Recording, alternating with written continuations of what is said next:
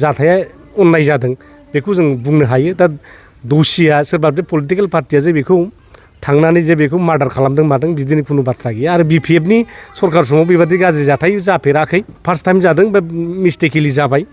दा बिनि थाखाय बेखौ जोंहा सरकारि भाबै आयेन भाबै जुडिसियेल जोंहा सिस्टेम दं, बिथांमोना बिसार खालामगोन। माने दुखुनांथाव जाथाय जालांबाय साननैसो सिगाङाव जोंनिनो सासे फंबाय फुंखा बसुमतारी बिथाङा हरखाबै जिउ एंगारनांबाय आरो सासे जोंनि बिनानावा रान्दि जाबाय आरो सासे जोंनि 5 बोसोरनि गथ'आ दिनै मावरिया जानांबाय। दुखुनांथाव दा जाथाया जाबाय। दा बिनि जे थालांनाय जोंनि सासे गथ'सा आरो बिमा रान्दि बे सानैनि भबिसतखौ जाहाथे जोंनि सरकारा जाहाथे माबा मोनसे न्याय होनानै जाहाथे थांना थानायनि बेबस्थाखौ खालामो आं बेखौ खावलायगोन। लोगोसे जोङो साफ्रोमबो मिथिंगाजों सोमोन्दो थानाय बर' माहारिया जों मिथिंगाखौबो फोथांनो रोंनांगोन, बेखौबो जों सिन्था खालामनांसिगोन। जों हाग्रा बंग्राखौबो लाखिनांगोन। गतिके दिनै नेसनेल पार्क बानायदों, बे नेसनेल पार्कखौबो फोथांनानै लाखिनाया जोंनिनो दायित्व'। आरो बिनि गेजेरजों जों इक'लजिकेल बेलेन्सखौ थिग खालामनांगोन।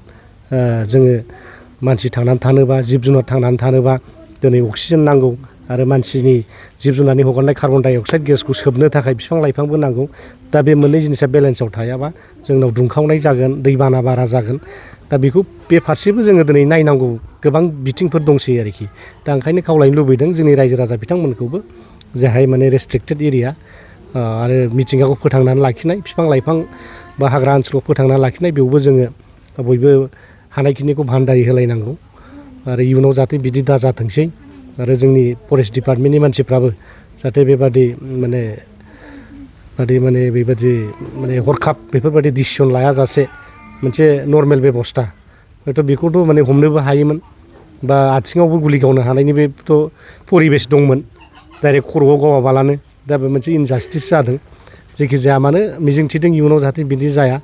जोङो बर' सुबुं हिसाबै जोङो जखायसेल'खा आरो दा बेवहाय जुदि साफा साफा बिदि गोमोरलांबाय थायोबा जायफोर संसार जानांगौ, जायफोर गथ' गथाय खांलांनांगौ, बे मानसिफ्रा साफा साफा लाइमोनफ्रा गोमालाङोबा जों सुबुं सानखोआ गोमालांबाय थालांगोन, जों खम जालांगोन। दा बिनिखायनो बे जोंनि जाथिनि थाखाय मोनसे गिख्रंथाव मोनसे परिबेस जानानै फैदों। दा लक'पियेल जानो थांगासिनो दं। दा जों बेहाय सुबुं सानखोआ बेसेबां खमायगोन हयथ' मास मोनसेनि गेजेराव जों मिथिगोन। दा बे गासिबो बिथिंखौ नायनानै जों रायजो राजाफ्रा साग्रिद जानांसिगोन जाहाथे जों बेवहाय थांनानै थानो हायो, मिथिंगाखौबो फोथांना लाखिनो हायो। बेराफारसे जोङो मोजां आबाद मावनानै जोंनि गथ' गथायखौबो मोजां फोरोंलांनो हायो। बे गासिबो बिथिंखौ दिनै जोङो माने साननानै नायनांगौनि सम फैदों। जेखिजाया जोबथारनायाव आं खावलायगोन बेखौनो जोंनि सरकारा जाहाथे बिथांनि सायाव बिथांनि दा अनजालि बिसि दा रान्दि जानानै दङ, बिथांनि थाखाय माबा मोनसे बेब'स्था खालामगोन। उन्दै गथ'सानि फरायनायनि थाखाय माबा मोनसे बेब'स्था खालामगोन। बिथांमोननि न'खरनि थाखाय जाहाथे माबा मोनसे एक्सग्रेसिया होनायनि बेब'स्था खालामगोन, आं बेखौ खावलायहरगोन।